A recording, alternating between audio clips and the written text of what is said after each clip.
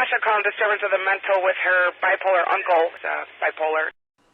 Hi, my name is William Schaeffer, and we have another book review today. Creativity and Psychological Health by Frank Barron. This book was published in 1963, and as such it's a little dated, but not really, because the book is primarily a series of surveys and results of population studies. And I confess again, I have not read the entire book. But there was one part of it that was descriptive that just stunned me. And that's primarily why I'm sharing it. I've worked in film and video special effects for 25 years. And I've been a background actor, I'm a musician, and I have my own YouTube channel. And I like to paint. So creativity is of great interest to me because I like the creative pursuits, particularly creativity in the arts. But I have run into a unique phenomenon that I call one-dimensional people. And these are people that just have their single thing they do, and that is it. And this is kind of unusual to me because I like to do lots of things.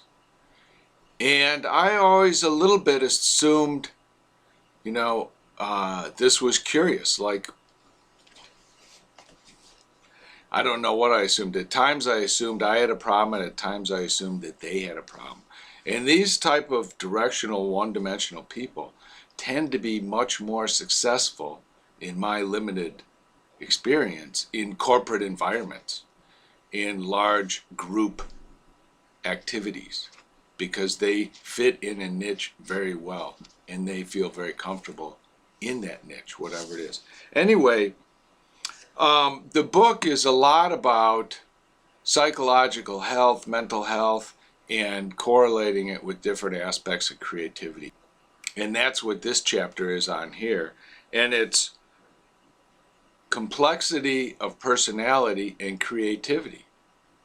And it delineates two personality types that tend to be at the extreme ends of the spectrum of personality options.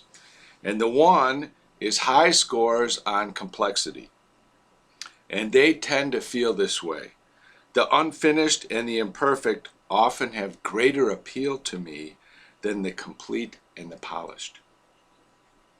I could cut my moorings, quit my home, my parents, my family, my friends, without suffering great regrets. Politically, I am probably something of a radical. I think I take primarily an aesthetic view of experience. I would enjoy the experience of living and working in a foreign country. Many of my friends would probably be considered unconventional by other people. Some of my friends think that my ideas are impractical, if not a bit wild. I enjoy discarding the old and accepting the new. When someone talks against certain groups or nationalities, I always speak up against such talk, even though it makes me unpopular. Now, those were descriptives of what they call a complex personality, and the complex personality tends to be more creative, more artistic, produces more creative effort. Now, this is low scores on complexity. I don't like modern art. Disobedience to government is never justified. Perfect balance is the essence of all good composition. Straightforward reasoning appeals to me more than metaphors and the search for analogies.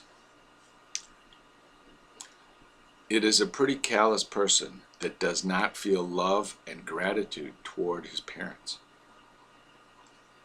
Things seem simpler the more you learn about them. I much prefer symmetry to asymmetry.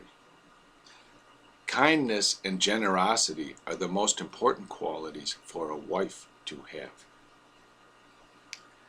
When a person has a problem or worry, it is best for him not to think about it, but to keep busy with more cheerful things. It is the duty of the citizen to support the country, right or wrong. Barring emergencies, I have a pretty good idea what I'll be doing in the next 10 years. I prefer team games to games where one individual competes against another. And finally, any invention that takes away jobs should be suppressed. Now, these are characteristics of people that are low scorers on complexity. And that I found fascinating. And I can see a lot of reasons why people would fall into one group or the other. Here's another description I thought was interesting and reminds me of a lot of people that I've run into in the marketplace, in the workplace. Items descriptive of aggressiveness, power-orientation, and disregard of the rights of others. 1. Takes an ascendant role in his relation with others. 2. Is competitive with his peers, likes to go ahead and to win.